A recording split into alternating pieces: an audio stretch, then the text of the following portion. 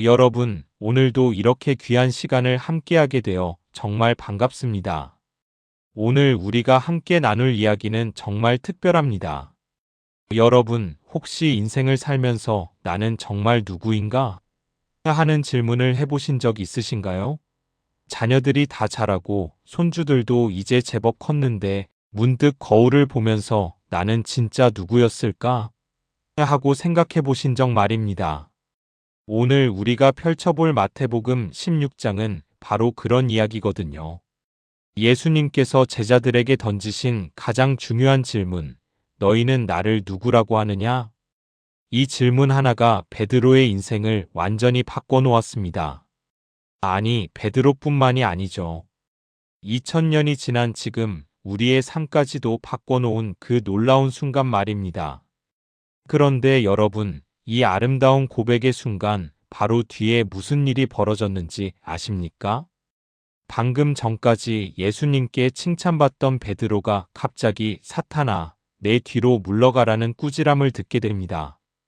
어떻게 이런 일이 가능할까요? 방금 전까지만 해도 복이 있도다라는 축복을 받던 사람이 말입니다. 오늘 이 시간 우리는 믿음의 고백이란 무엇인지 그리고 진짜 제자로 산다는 것이 무엇을 의미하는지 함께 깊이 들여다보려고 합니다. 또한 예수님께서 제자들에게 하신 그 엄숙한 경고, 바리새인과 사두개인의 누룩을 조심하라는 말씀이 오늘날 우리에게 어떤 의미인지도 살펴볼 것입니다.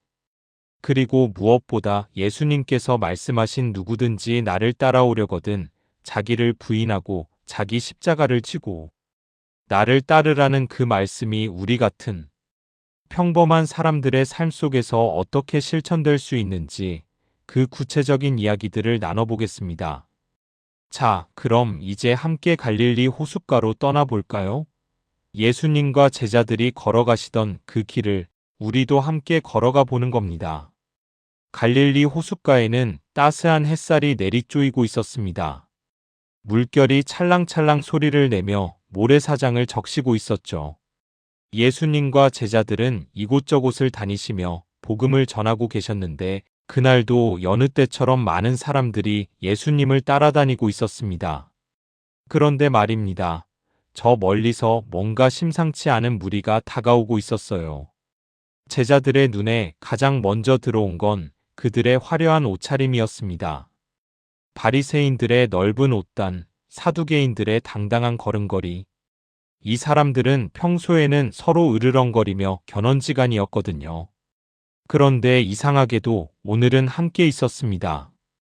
여러분도 경험해 보셨을 거예요. 평소에 사이가 안 좋던 사람들이 갑자기 한패가 되는 경우 말입니다. 보통 그럴 때는 공동의 적이 생겼을 때죠. 안타깝게도 그 공동의 적이 바로 예수님이셨던 겁니다. 바리새인들 중 한 명이 앞으로 나섰습니다. 그의 얼굴에는 교활한 미소가 번지고 있었어요. 선생님, 저희가 부탁이 있습니다. 하늘로부터 오는 표적을 보여주십시오. 그러면 우리가 선생님을 믿겠습니다. 표적을 보여달라고요? 참 이상하지 않습니까? 예수님께서는 이미 수많은 기적을 행하셨거든요. 맹인의 눈을 뜨게 하시고, 귀머거리를 듣게 하시고, 앉은뱅이를 걷게 하시고, 오병이어의 기적으로 5,000명을 먹이시지 않으셨습니까? 그런데도 또 표적을 보여달라니 이게 대체 무슨 말입니까? 여러분, 이것은 진짜 궁금해서 묻는 질문이 아니었습니다. 이건 시험하는 질문이었어요.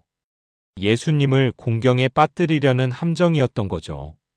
마치 며느리를 괴롭히는 못된 시어머니처럼 뭘 해도 트집 잡을 준비가 되어 있는 그런 질문이었습니다. 예수님께서는 그들의 속셈을 너무나 잘 아셨습니다. 깊은 한숨을 내쉬시며 말씀하셨죠.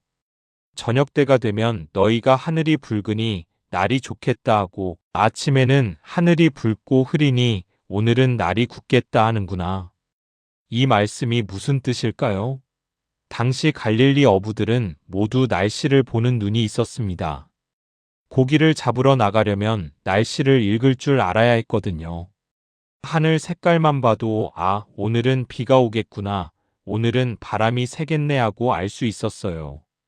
그런데 예수님께서 이렇게 말씀하신 겁니다.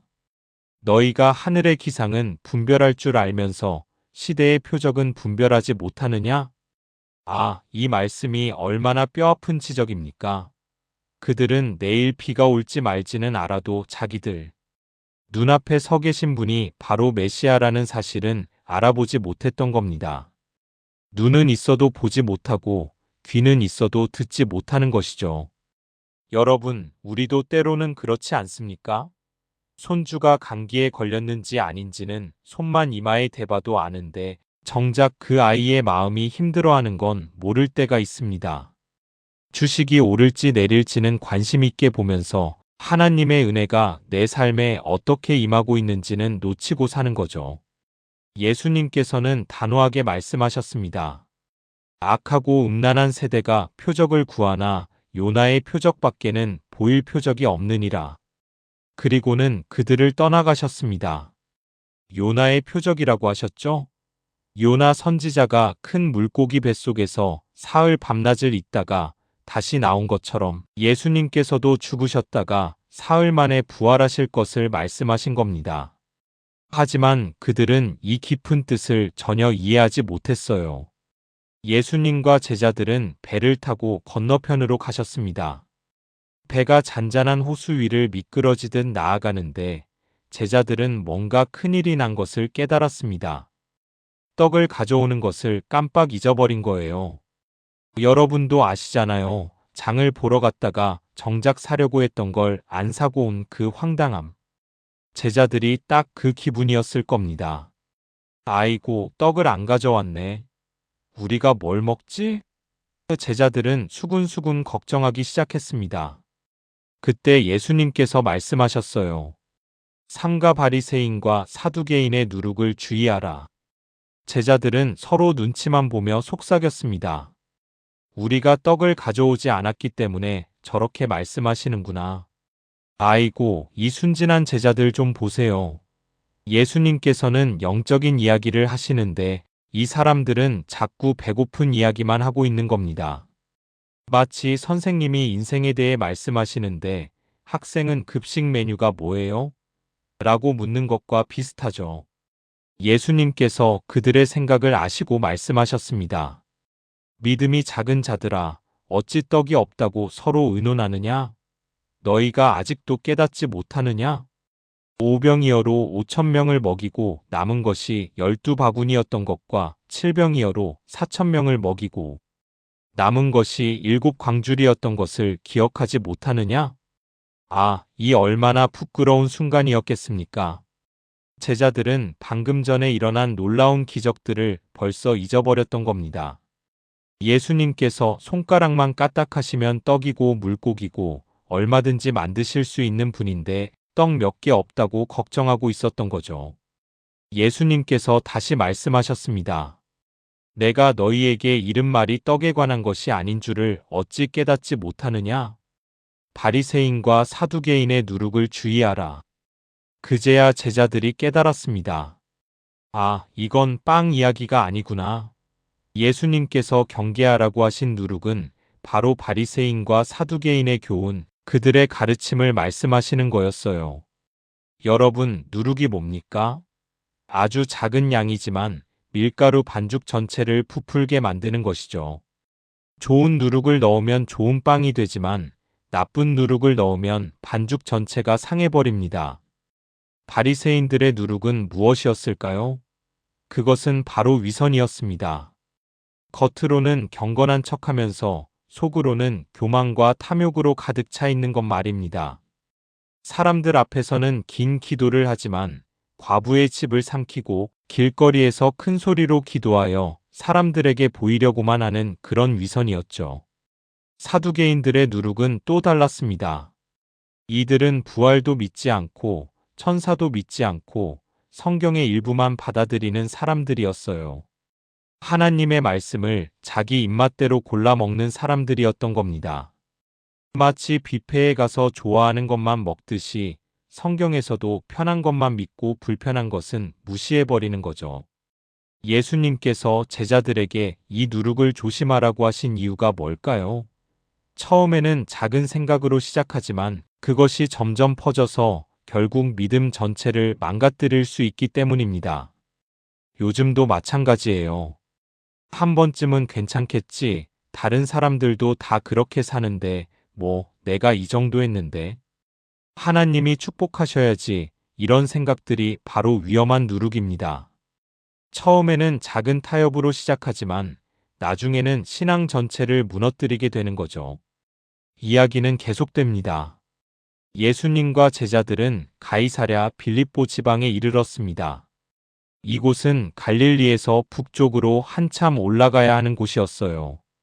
해발 약 350m 높이의 헐몬산 기슭에 있는 아름다운 도시였죠. 이곳은 특별한 의미가 있는 장소였습니다. 원래는 바알이라는 이방 신을 섬기던 곳이었고 그리스 시대에는 판이라는 신을 숭배하던 곳이었어요. 그래서 판의 동굴이라고 불리는 큰 동굴이 있었는데 사람들은 그 동굴이 지옥으로 통하는 문이라고 믿었습니다. 또한 이곳에는 헤롯 왕이 로마 황제를 위해 세운 하얀 대리석 신전도 있었고요. 바로 이런 곳에서 온갖 우상과 거짓, 신들로 가득한 그 장소에서 예수님께서 제자들에게 가장 중요한 질문을 던지신 겁니다. 사람들이 인자를 누구라 하느냐? 제자들이 대답했습니다. 더러는 세례 요한, 더러는 엘리야, 어떤 이는 예레미야나 선지자 중 하나라 하나이다. 사람들의 평가는 다양했습니다. 어떤 사람은 예수님을 보고 세례 요한이 살아 돌아온 거야 라고 했어요. 세례 요한은 얼마 전에 헤롯에게 죽임을 당했거든요. 그래서 사람들은 그가 부활해서 돌아온 거라고 생각했던 겁니다. 또 어떤 사람들은 저분은 엘리야 선지자야 라고 했습니다. 구약 성경 말라기서 마지막에 보면 여호와의 크고 두려운 날이 이르기 전에 엘리야 선지자를 보내신다는 예언이 있었거든요. 그래서 유대인들은 메시아가 오시기 전에 엘리야가 먼저 온다고 믿었어요. 또 다른 사람들은 예레미야 같은 위대한 선지자가 다시 온 거야 라고 했습니다. 보세요. 사람들의 평가는 나쁘지 않았습니다. 다들 예수님을 훌륭한 분이라고 생각했어요. 위대한 선지자, 대단한 선생님, 능력 있는 종교 지도자. 하지만 거기까지였습니다. 아무도 예수님을 진정한 메시아, 하나님의 아들로 고백하지 않았어요. 오늘날도 비슷하지 않습니까? 많은 사람들이 예수님을 좋은 분이라고 말합니다. 예수는 훌륭한 도덕 선생이었어. 위대한 종교 지도자였지. 본받을 만한 인격자야. 하지만 그분을 구주로 하나님의 아들로 고백하는 것은 완전히 다른 차원의 문제입니다. 그때 예수님께서 제자들을 똑바로 바라보시며 물으셨습니다. 그러면 너희는 나를 누구라 하느냐? 공기가 잠시 멈춘 것 같았습니다. 이건 남들의 이야기가 아니었어요. 너희는 나를 누구라고 하느냐는 질문이었습니다. 여러분은 나를 어떻게 생각하느냐는 거죠. 시몬 베드로가 앞으로 나섰습니다. 그는 평소에도 좀 급한 성격이었어요. 뭐든지 먼저 나서는 타입이었죠. 그가 입을 열었습니다. 주는 그리스도시요 살아계신 하나님의 아들이시니이다. 와, 이 얼마나 놀라운 고백입니까? 베드로는 예수님을 단순히 선지자나 선생님이 아니라 그리스도, 즉 기름 부음을 받은 메시아라고 고백했습니다. 그리고 살아계신 하나님의 아들이라고 선포했어요. 주변에 있던 이방 신들의 신정과 우상들, 그 모든 죽은 신들과는 달리 예수님은 살아계신 하나님의 아들이라는 것입니다. 돌로 만든 신이 아니라 나무로 깎은 우상이 아니라 진짜 살아계신 하나님의 아들이라는 거죠. 예수님께서 베드로를 보시며 말씀하셨습니다. 바요나 시모나, 내가 복이 있도다. 바요나는 요나의 아들이라는 뜻입니다. 예수님께서는 베드로의 본명을 부르시면서 축복하신 거예요. 요나의 아들 시모나, 너는 정말 복 있는 사람이다. 그런데 왜 복이 있다고 하셨을까요? 예수님께서 그 이유를 말씀해 주십니다. 이를 내게 알게 한 이는 혈육이 아니요 하늘에 계신 내 아버지시니라. 베드로가 이런 고백을 할 수 있었던 건 그가 특별히 똑똑해서가 아니었습니다. 베드로는 원래 그냥 평범한 어부였어요. 신학교를 다닌 것도 아니고 성경을 깊이 연구한 학자도 아니었습니다. 그런 그가 이런 놀라운 고백을 할 수 있었던 건 하나님 아버지께서 그의 마음에 이 진리를 깨닫게 해주셨기 때문입니다. 여러분, 이것이 바로 신앙의 핵심입니다. 우리가 예수님을 믿는 것도 우리가 똑똑해서가 아니에요. 우리가 공부를 많이 해서도 아니고 우리가 착해서도 아닙니다. 하나님께서 우리 마음을 여시고 우리 영의 눈을 뜨게 하셔서 예수님을 알아볼 수 있게 하신 거예요. 이게 얼마나 큰 은혜이며 축복입니까? 예수님께서 계속 말씀하셨습니다. 또 내가 네게 이르노니 너는 베드로라. 내가 이 반석 위에 내 교회를 세우리니 음부의 권세가 이기지 못하리라. 베드로라는 이름은 반석이라는 뜻입니다. 예수님께서는 베드로의 이 신앙 고백 위에 교회를 세우시겠다고 말씀하신 거예요. 베드로라는 사람 위에 세우시는 게 아니라 그가 고백한 예수님은 그리스도시요 살아계신 하나님의 아들이라는 이 믿음 위에 교회를 세우시겠다는 뜻입니다. 그리고 음부의 권세가 이기지 못하리라고 하셨죠. 음부는 죽음의 세계, 사탄의 권세를 말합니다. 예수님께서 세우시는 교회는 어떤 악한 세력도, 어떤 핍박도, 심지어 죽음의 권세도 무너뜨릴 수 없다는 겁니다. 지난 2000년 역사를 보세요. 얼마나 많은 왕들과 권력자들이 교회를 없애려고 했습니까? 로마 황제들이 기독교인들을 사자 밥으로 던졌고 수많은 독재자들이 교회를 탄압했습니다. 하지만 교회는 살아남았어요. 아니, 살아남은 정도가 아니라 더욱 강하게 자라났습니다. 순교자의 피가 씨앗이 되어 더 많은 믿음의 사람들이 생겨났거든요. 예수님께서 베드로에게 또 놀라운 말씀을 하십니다. 내가 천국 열쇠를 내게 주리니 내가 땅에서 무엇이든지 매면 하늘에서도 매일 것이요. 내가 땅에서 무엇이든지 풀면 하늘에서도 풀리리라. 천국의 열쇠라니 이게 무슨 뜻일까요? 베드로가 천국 문지기가 되어서 너는 들어가도 좋고 너는 안 돼 하고 결정한다는 뜻일까요? 아닙니다. 이것은 베드로가 복음을 전파할 권한을 받았다는 의미입니다. 실제로 베드로는 오순절날 설교에서 3,000명을 주님께로 인도했고 처음으로 이방인 고넬료의 집에 복음을 전했습니다. 베드로가 복음을 전할 때 사람들이 회개하고 예수님을 믿으면 그들은 천국 문이 열리는 것이고 복음을 거부하면 그들 스스로 천국 문을 닫는 것이죠. 여러분, 우리도 이 열쇠를 가지고 있습니다. 우리가 복음을 전할 때, 우리의 간증을 나눌 때, 우리는 누군가에게 천국의 문을 여는 열쇠를 건네주는 것입니다. 그런데 예수님께서는 제자들에게 자신이 그리스도라는 것을 아무에게도 말하지 말라고 명하셨습니다. 이상하지 않습니까? 이렇게 중요한 사실을 왜 비밀로 하라고 하셨을까요? 이유는 간단합니다. 당시 사람들이 생각하는 그리스도와 예수님께서 실제로 하시려는 일이 완전히 달랐기 때문입니다. 사람들은 메시아가 오시면 로마를 무찌르고 이스라엘을 해방시킬 거라고 기대했어요. 정치적이고 군사적인 메시아를 원했던 거죠. 하지만 예수님께서 진짜 하시려는 일은 달랐습니다. 예수님은 인류를 죄에서 구원하시기 위해 오셨어요.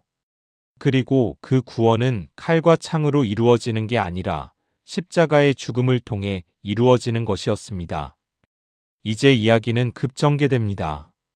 이때부터 예수님께서는 제자들에게 자신이 예루살렘에 올라가서 고난을 받으실 것을 말씀하기 시작하셨어요. 인자가 예루살렘에 올라가 장로들과 대제사장들과 서기관들에게 많은 고난을 받고 죽임을 당하고 제3일에 살아나야 할 것을 제자들에게 비로소 나타내시니 장로들, 대제사장들, 서기관들, 이들은 당시 유대 사회의 지도자들이었습니다. 백성들이 존경하는 사람들이었죠. 그런데 예수님께서는 바로 이들에게 고난을 받고 죽임을 당하실 거라고 말씀하신 겁니다. 제자들은 충격을 받았습니다. 특히 방금 전까지 예수님께 칭찬을 받았던 베드로는 더욱 그랬어요. 아니, 내가 방금 주님을 그리스도라고 고백했는데 그 그리스도께서 죽으신다고? 이게 말이 돼? 베드로가 예수님을 붙들고 항변하기 시작했습니다. 주여, 그리 마옵소서. 이 일이 결코 주께 미치지 아니하리이다. 베드로의 마음을 이해할 수 있습니다. 사랑하는 스승님이 고난받고 죽으신다니 그걸 어떻게 가만히 듣고만 있겠습니까? 베드로는 진심으로 예수님을 아끼는 마음에서 이렇게 말한 거예요. 하지만 예수님의 반응은 충격적이었습니다. 방금 전까지 내가 복이 있다고 하시던 그 예수님께서 갑자기 돌아서시며 베드로에게 말씀하셨어요. 사탄아, 내 뒤로 물러가라. 너는 나를 넘어지게 하는 자로다. 내가 하나님의 일을 생각하지 아니하고 도리어 사람의 일을 생각하는도다. 사탄이라고요? 방금 전까지 내가 복이 있다던 베드로에게 이제는 사탄아라니 이게 대체 무슨 일입니까? 여러분, 이건 베드로가 나쁜 사람이라서가 아니었어요.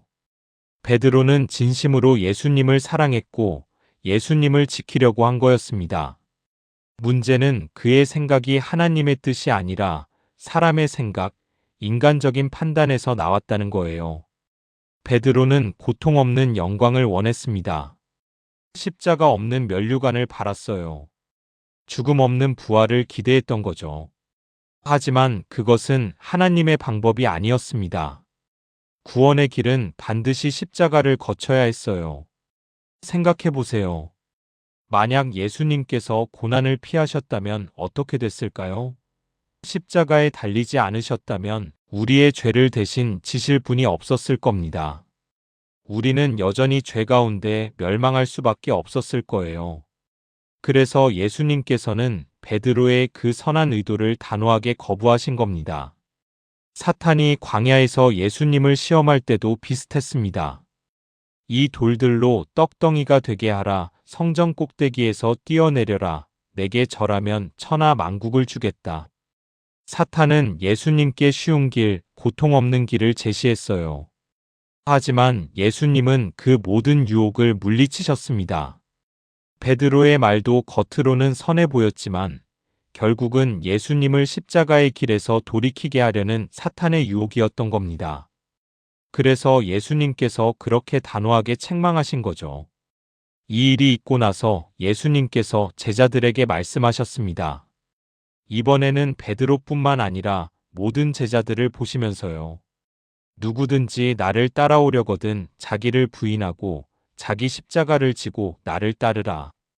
이 말씀 여러분도 많이 들어보셨을 겁니다. 교회 다니시면서 수없이 들으셨겠죠. 하지만 이 말씀이 정말 무슨 뜻인지, 우리 삶에서 어떻게 실천되는 건지 한번 깊이 생각해 볼까요? 먼저 자기를 부인하라는 말씀입니다. 이건 자기를 학대하라는 뜻이 아니에요. 자기 자신을 미워하라는 것도 아닙니다. 이것은 자기중심적인 삶을 포기하라는 뜻입니다. 우리는 보통 내가 원하는 대로, 내가 좋아하는 대로, 내가 편한 대로 살려고 합니다. 그게 인간의 본성이니까요. 내가 하고 싶은 건 뭐든지 해야 해. 내 권리를 찾아야 해. 나를 먼저 생각해야지. 이런 게 자기중심적인 삶이죠. 하지만 예수님을 따른다는 것은 이런 자기중심성을 내려놓는 겁니다. 내 뜻보다 하나님의 뜻을 구하고 내 편리함보다 이웃의 필요를 먼저 생각하고 내 명예보다 하나님의 영광을 추구하는 거예요. 쉽지 않죠? 그래서 예수님께서 자기를 부인하라고 하신 겁니다. 이건 한번 결심하면 끝나는 게 아니에요. 매일매일 순간순간 선택해야 하는 일입니다. 아침에 일어나서 성경 읽을 시간에 조금만 더 자고 싶을 때, 그때 자기를 부인하는 겁니다. 교회 봉사하려고 했는데 피곤하고 귀찮아서 쉬고 싶을 때, 그때 자기를 부인하는 거죠. 누가 나를 무시하고 함부로 대해서 화가 치밀어 오를 때, 그때 내 자존심을 내려놓는 것이 자기 부인입니다. 그 다음 말씀은 자기 십자가를 지라는 겁니다. 십자가는 고난과 희생의 상징입니다. 예수님 당시의 십자가는 가장 잔인한 사형 도구였어요. 죄수들은 자기가 처형당할 십자가를 직접 지고 형장까지 걸어가야 했습니다. 우리도 각자의 십자가가 있습니다. 어떤 분은 건강이 십자가일 수 있어요. 매일 아픈 몸을 이끌고 살아가는 것이 그분의 십자가죠. 어떤 분은 가정 문제가 십자가일 수 있습니다. 불효하는 자식 때문에, 이해해주지 않는 배우자 때문에 날마다 가슴앓이를 하는 것이 십자가예요. 어떤 분은 경제적인 어려움이 십자가일 수 있고, 또 어떤 분은 외로움과 고독이 십자가일 수 있습니다. 손주들은 다들 바빠서 전화 한 통 안 하고, 옛날 친구들은 하나둘 세상을 떠나고, 혼자 텅 빈 집에서 하루하루를 보내는 것이 십자가가 될 수 있어요. 예수님께서는 이 십자가를 지라고 하셨습니다. 피하지 말고 도망가지 말고 지고 가라는 거예요. 왜 그래야 할까요? 십자가를 지는 것이 성장의 길이기 때문입니다. 운동을 생각해 보세요. 무거운 걸 들어야 근육이 생기잖아요. 힘들지 않으면 성장도 없습니다. 영적으로도 마찬가지예요. 고난을 통해서 우리의 믿음이 단련되고 인내를 배우고 하나님을 더 깊이 의지하게 되는 겁니다. 그리고 나를 따르라고 하셨습니다.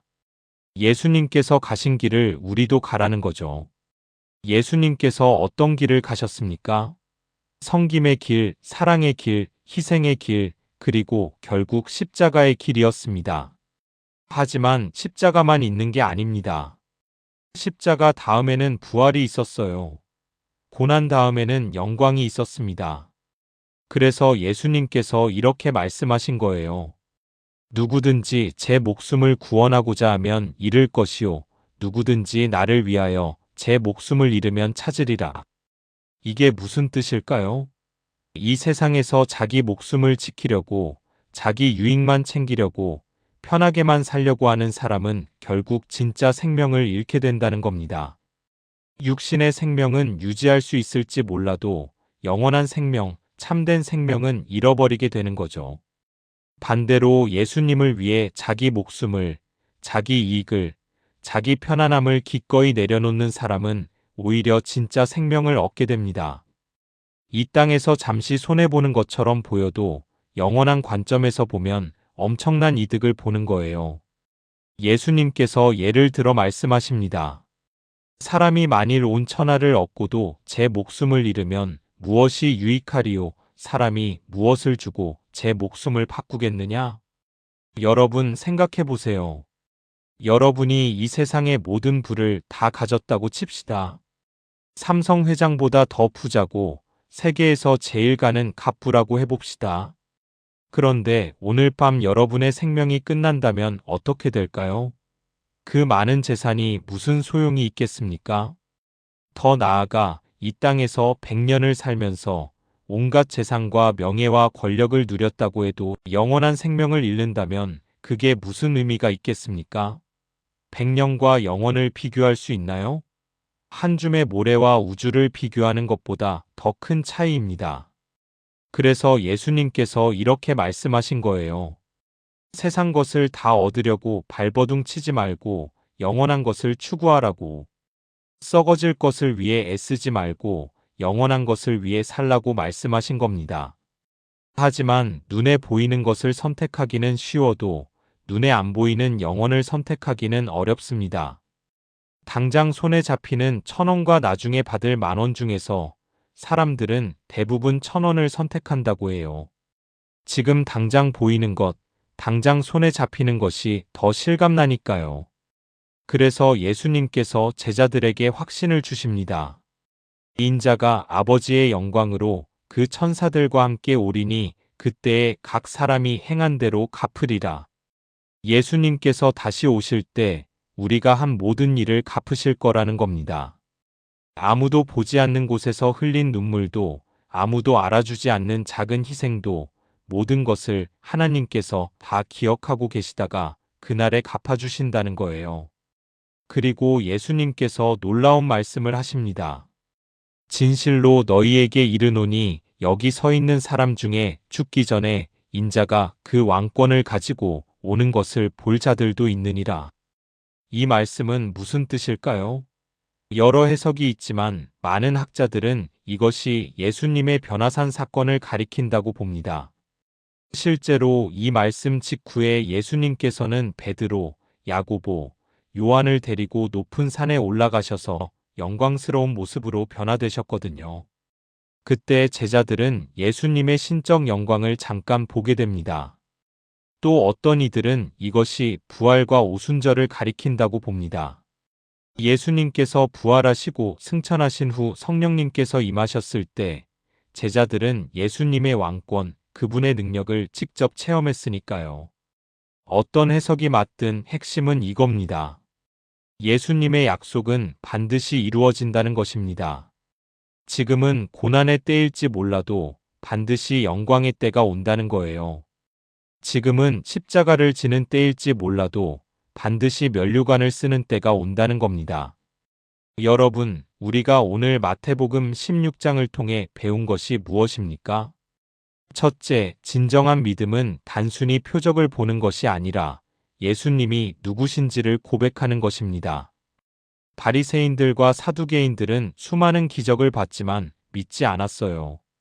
반면에 베드로는 마음의 눈이 열려서 예수님을 그리스도로 고백할 수 있었습니다. 둘째, 우리는 이 세상의 거짓 가르침, 위선과 불신앙의 누룩을 조심해야 합니다. 처음에는 작은 타협으로 시작하지만 점점 커져서 신앙 전체를 무너뜨릴 수 있거든요. 셋째, 예수님을 따르는 것은 쉬운 길이 아닙니다. 자기를 부인하고 자기 십자가를 지고 가야 하는 길이에요. 하지만 그 길 끝에는 부활과 영광이 기다리고 있습니다. 넷째, 우리는 하나님의 일을 생각해야지 사람의 일을 생각하면 안 됩니다. 인간적으로 보기에 좋은 것이 항상 하나님의 뜻은 아니에요. 때로는 고난과 십자가가 우리를 구원의 길로 인도합니다.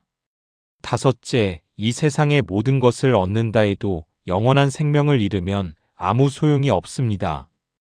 영원한 관점에서 우리의 삶을 바라봐야 해요. 생각해보면 베드로의 이야기는 우리 모두의 이야기입니다. 우리도 때로는 놀라운 신앙 고백을 하지만 또 때로는 넘어지고 실수합니다.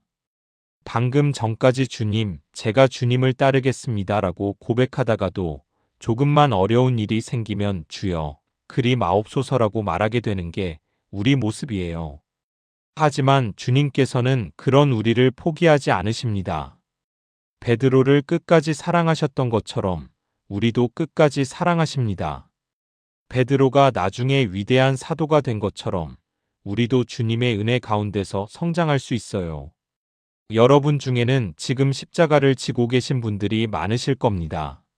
아픈 몸으로 하루하루를 견디시는 분도 계시고, 자식 문제로 밤잠 설치시는 분도 계시고, 경제적인 어려움으로 힘들어 하시는 분도 계실 겁니다.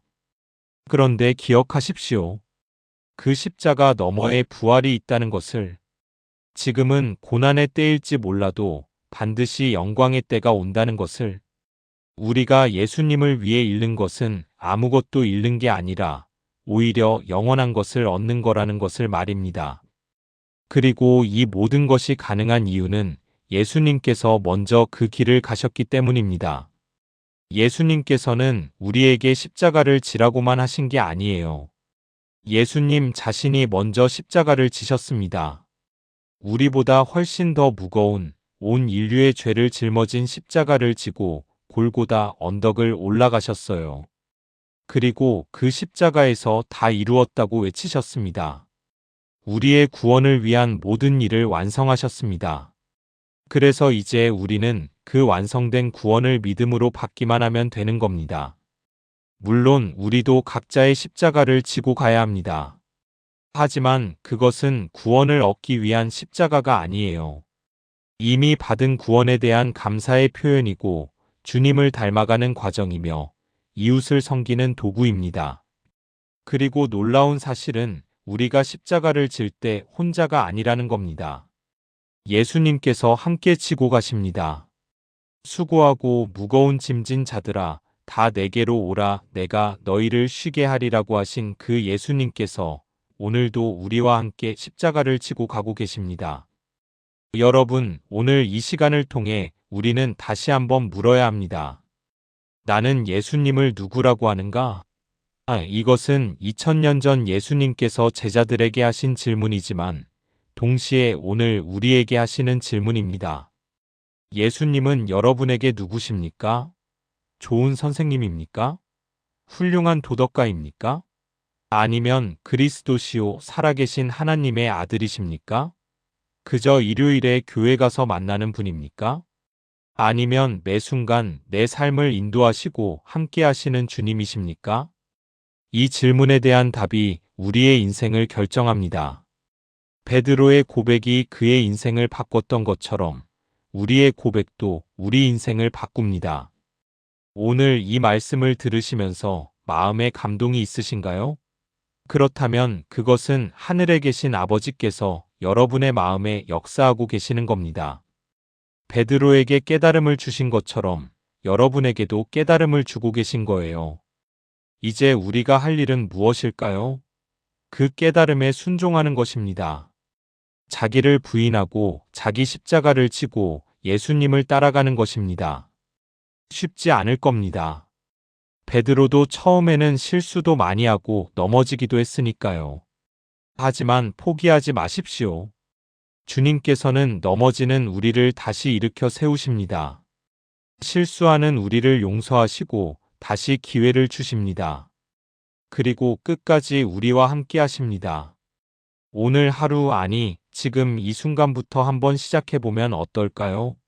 주님, 제가 저를 부인하고 주님을 따르겠습니다 하고 고백하는 것부터 시작하는 겁니다. 그리고 오늘 만나는 사람들에게 작은 사랑을 베푸는 것, 오늘 해야 할 일을 주님께 영광 돌리는 마음으로 하는 것, 그렇게 하나하나 실천해 가는 거죠. 십자가를 지는 것이 항상 거창한 희생을 의미하는 건 아닙니다. 화가 날 때 참는 것, 피곤해도 기도하는 것, 손해볼 것 같아도 정직하게 사는 것, 이것들이 다 십자가를 지는 겁니다. 그리고 기억하십시오. 우리가 이렇게 주님을 따라 십자가를 질 때 우리는 결코 손해보는 게 아니라는 것을, 오히려 참된 생명을, 영원한 생명을 얻게 되는 것입니다. 이 땅에서 잠시 잃는 것처럼 보여도 하늘에서는 영원히 얻는 것입니다. 사랑하는 여러분, 긴 시간 동안 이 말씀을 함께 나눠주셔서 정말 감사합니다. 오늘 이 말씀이 여러분의 가슴에 깊이 새겨지기를 바랍니다. 그리고 이 말씀대로 살아갈 수 있는 힘을 주님께서 주시기를 기도합니다. 혹시 오늘 이 말씀이 여러분에게 도움이 되었다면 다른 분들과도 나눠주시면 좋겠습니다. 구독과 좋아요를 눌러주시면 더 많은 분들께 하나님의 말씀을 전할 수 있습니다. 그리고 알림 설정을 해두시면 새로운 말씀이 올라올 때마다 바로 받아보실 수 있어요. 여러분의 생각이나 은혜 받은 점들을 댓글로 남겨주시면 저도 큰 힘이 되고 다른 분들에게도 격려가 됩니다. 우리 함께 하나님의 말씀으로 서로 세워가면 참 좋겠습니다. 다음에도 또 귀한 말씀으로 찾아뵙겠습니다. 그때까지 주님의 은혜와 평강이 여러분과 여러분의 가정에 늘 함께 하시기를 축복합니다. 건강하세요, 여러분. 사랑합니다.